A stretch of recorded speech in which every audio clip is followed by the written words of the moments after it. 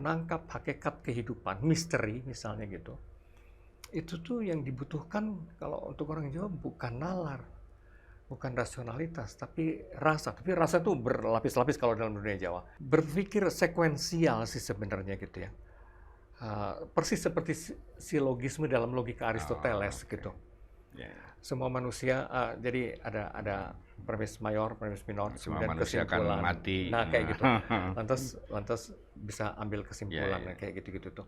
Dan saya kira mikirnya kalau bangsa merdeka yang equal, yang setara ya, mikirnya nggak terus-menerus defensif gitu. Tapi sebaliknya, apa yang kita bisa sumbangkan, kontribusi apa yang kita bagi dunia, bagi peradaban dunia gitu loh.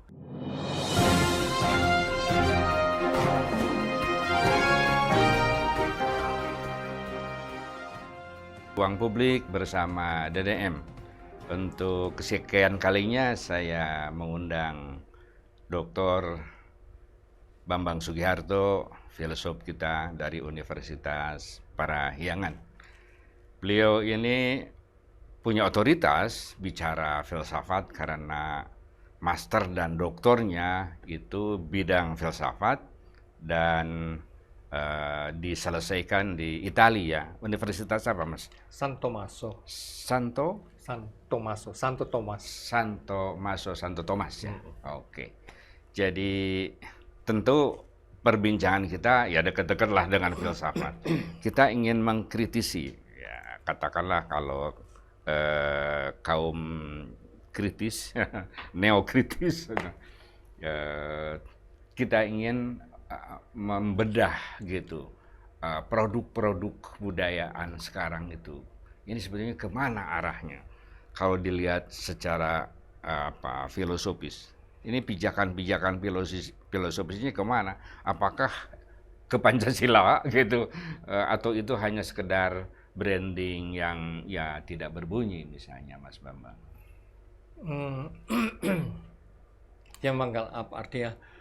Kalau kebudayaan sendiri karena kita sudah menjadi terlanjur global, bagaimanapun kebudayaan kita sekarang bertumbuh dalam interaksi yang tak terelakkan dengan segala kebudayaan di seluruh dunia. Sebenarnya begitu. Jadi kalau dari sisi pengalaman ya memang seperti itu. Jadi hibriditas itu sesuatu yang tak terelakkan. Dan itu tidak berarti sebuah penyelewengan dari yang asli atau apapun gitu ya. Tapi cara kita memandang yang harus berubah masalahnya tuh. Bahwa ya kita menemukan keunikan kita melalui yang lain gitu kan. Kalau dalam seni, misalnya dalam musik ya. Saya tadinya tuh nggak terlalu ngeh nilainya musik gamelan misalnya kayak gitu ya. Karena saya banyak berorientasi ke musik klasik dan barat gitu kan ya. Tapi lama-lama justru karena saya memahami musik barat, memahami musik klasik, lama-lama saya menyadari pentingnya gamelan, uniknya gamelan. Gamelan itu bukan musik yang fokusnya sangat eksploratif seperti musik klasik barat gitu ya. Ini musik suasana dan juga bukan musik hasil karya individual jenius yang dianggap jenius seperti Bach, Beethoven dan segala macam gitu ya. Lantas karyanya betul-betul diagungkan, persis seperti karya para sastrawan besar kayak Shakespeare, semua dianggap sebagai karya jenius gitu. Gamelan ya mungkin ya tentu ada komposer awalnya, tapi lama-lama itu menjadi karya kolektif dan dimainkannya pun benar-benar secara kolektif dan arahnya tuh lebih suasana batin ya. Itu berbeda gitu. Mas, kan aneh ya. Studi musik klasik tiba-tiba dari studi klasik itu barat itu menemukan gamelan gitu. Apakah di situ menemukan metodologinya sehingga jadi semakin jelas sosoknya gitu? Sebenarnya yang penting di situ justru adalah perbedaan, kontras. Oke, kontras sebetulnya. kontrasnya. Sesederhana begini, kalau seluruh dunia ini isinya laki-laki, Oke. tidak ada perempuan, dan semua dewasa seumur kita, kita tidak akan paham sebetulnya apa artinya menjadi laki-laki, menjadi apa. Tapi justru karena ada perempuan, ada anak-anak, dan sebagainya gitu. Justru karena ada kontras, maka kita menyadari apa artinya menjadi laki-laki. Dan sebaliknya menjadi perempuan, menjadi anak-anak, dan sebagainya gitu. Jadi kesadaran diri itu selalu butuh lawannya, sebetulnya. Butuh kontrasnya. Saya menyadari kulit saya itu sawo matang. Tapi kalau semua di seluruh dunia berkulit seperti saya nggak tahu sawo matang itu apa. Tapi menyadari ketika ada orang berkulit putih, ada orang berkulit cenderung agak merah, kuning, dan sebagainya gitu. Maka saya jadi tahu, oh ini. Jadi mereka yang berbeda, kontras dan sebagainya, itu penting sekali sebetulnya. Dan kita bisa belajar dari mereka, itu mengadopsi. Itulah yang tadi disebut hibriditas itu ya. Kita mengadopsi kultur-kultur yang lain tanpa kehilangan identitas. Atau sambil berjalan dengan identitas kita sendiri. Ya, Produk bahkan kita sendiri. Kultur-kultur lain itu bisa menjadi benchmark, bisa menjadi kayak patokan. Bagaimana saya belajar dari mereka untuk lebih meningkatkan kultur saya sendiri, gitu ya. Bahwa di situ nanti ada unsur hibrid dan sebagainya, seringkali tak terelakkan, tidak apa-apa, gitu. Oke. Tapi yang penting bagaimana potensi-potensi yang kita punya yang tadinya tersembunyi, justru melalui pergaulan dengan luar itu tiba-tiba saya sadari gitu. Tadinya nilainya gamelan buat saya tersembunyi gitu, meskipun saya orang Jawa gitu ya. Tapi karena kontrasnya itu tiba-tiba, wah ini unik sebetulnya. Ini jenis musik yang tidak bisa disamakan dengan klasik barat. Dia mempunyai keunikannya sendiri. Lalu gini, kalau mau yang secara filosofis ya, saya belajar filsafat barat gitu, yang seakan-akan kemampuan tertinggi yang dieksplorasi pada manusia itu memang akal budinya gitu ya. Kemampuan tertinggi itu rasionalitas gitu. Tapi justru gara-gara saya belajar itu, tiba-tiba saya menyadari di dunia Jawa itu sebetulnya bukan rasionalitas. Rasionalitas itu bahkan cara berpikir yang permukaan. Mekanistik. Karena yang lebih dalam itu sebetulnya yang mereka sebut rasa ya. Dan rasa itu bukan hanya emosi.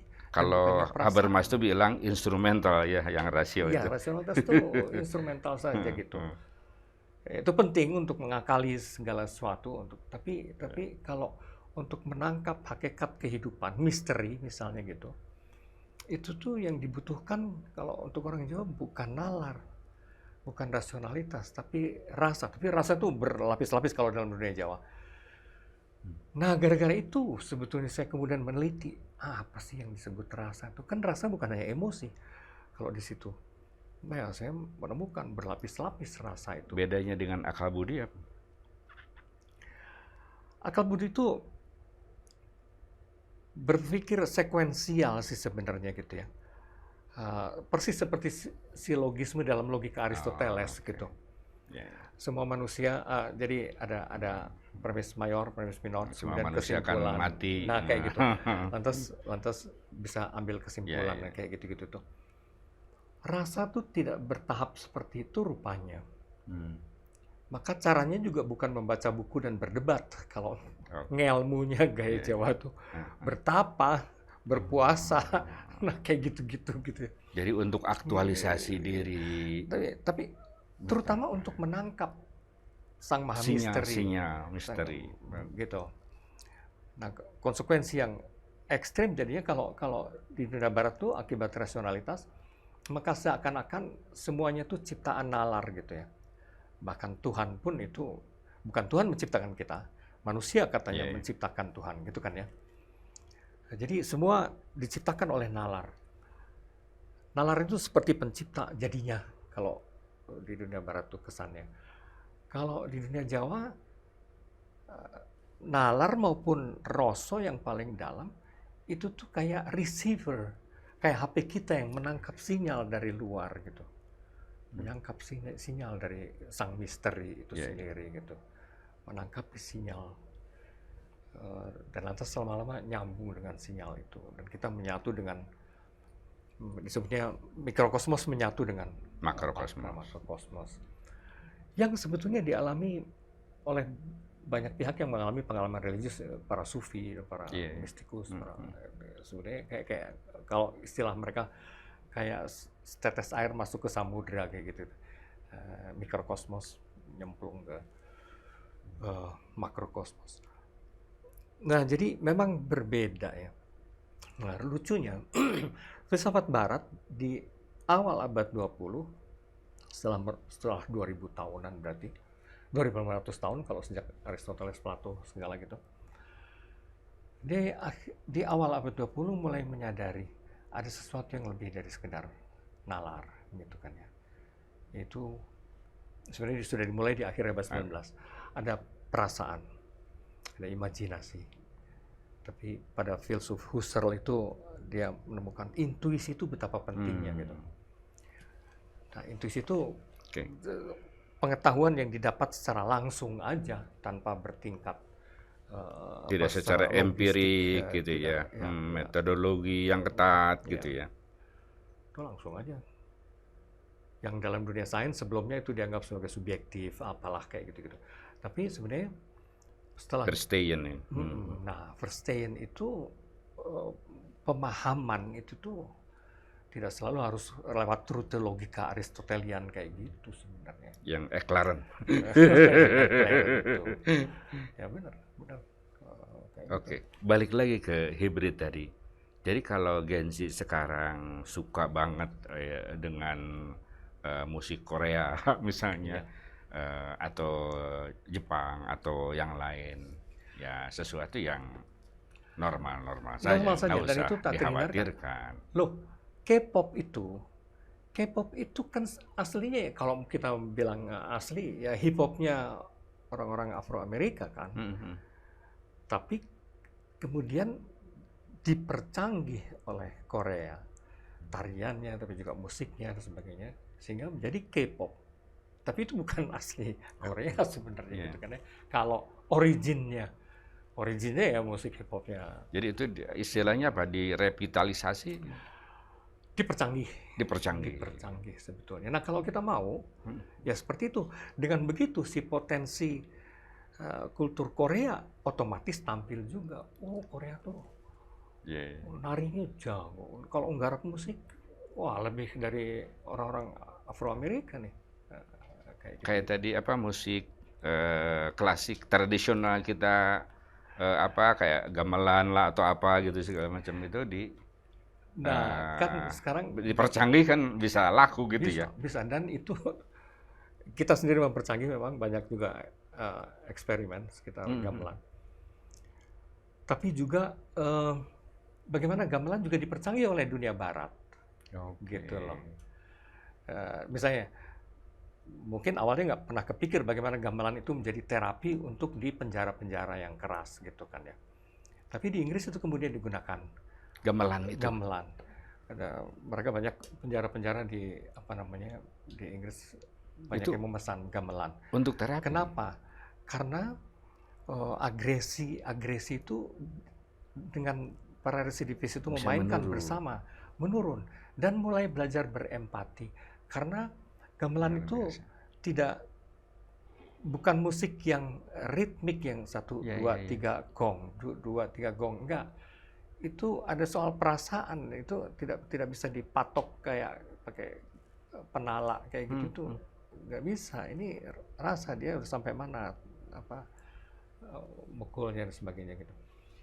Itu membangun empati dan ada suasana kontemplatif sekaligus gitu ya dalam musik yang buat mereka aneh ini gitu.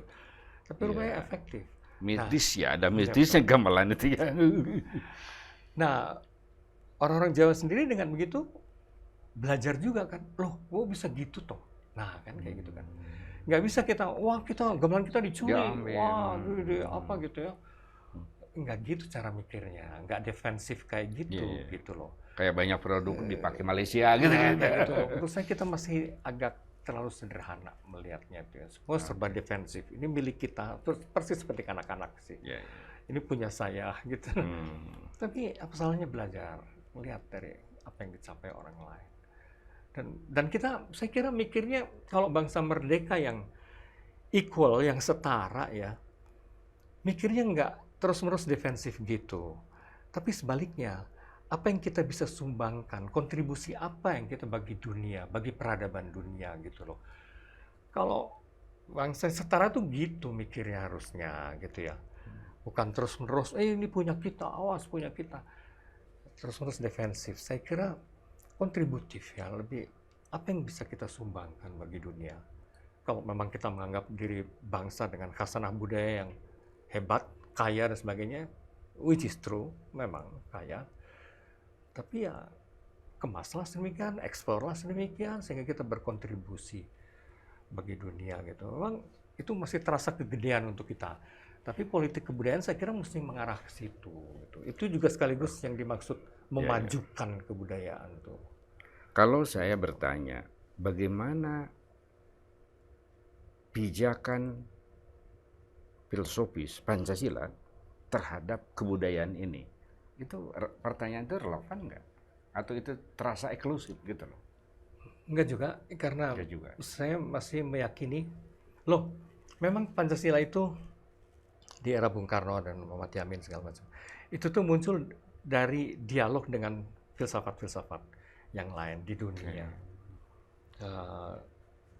Jadi itu memang kalau keluarnya itu proses dialog dengan berbagai isme, ideologi yang ada, tapi ke dalamnya mencoba mengelaborasi potensi-potensi yang kita punya. Jadi kalau urusan misalnya hanya ketuhanan gitu, ya Amerika juga bahkan di uangnya in God we trust, dan di dolarnya. Dan agama masih bagian dari kiprah mereka gitu ya. Kalau Eropa emang enggak. Tapi kayak kemanusiaan, negara-negara maju menganggap kemanusiaan itu penting sekali. Dan seterusnya. Sila-sila itu masing-masing gitu bukan sesuatu yang sangat unik juga sebenarnya. Tapi bahwa itu menjadi satu kesatuan yang tak terpisahkan gitu ya. Bahwa ketuhanan harus dikaitkan dengan kemanusiaan dan keadilan dan bla bla bla.